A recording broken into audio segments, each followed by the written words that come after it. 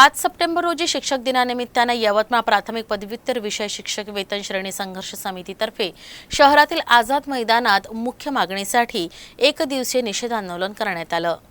एक दिवसीय निषेध आंदोलनाच्या सुरुवातीला भारताचे माजी राष्ट्रपती डॉक्टर सर्वपल्ली राधाकृष्णन आणि स्त्री शिक्षणाच्या प्रणेत्या क्रांतिज्योती सावित्रीबाई फुले यांना पुष्पहार अर्पण करून श्रद्धांजली अर्पण करण्यात आली।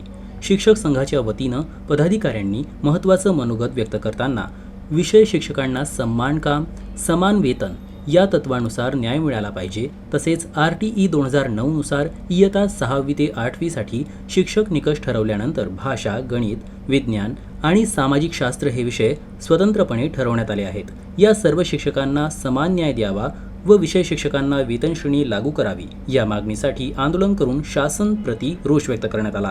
महाराष्ट्रातील 10 जिल्ह्यांमध्ये सर्व शिक्षकांना वेतन श्रेणी देण्यात आली, मात्र इतर जिल्ह्यांमध्ये विषय शिक्षकांना वेतन श्रेणी देण्यात आली नाही। यासाठी निवासी उपजिल्हाधिकारी यवतमाळ यांच्या मार्फत शासनाला वेतन श्रेणी देण्यात यावी अशी मागणी करण्यात आली आहे।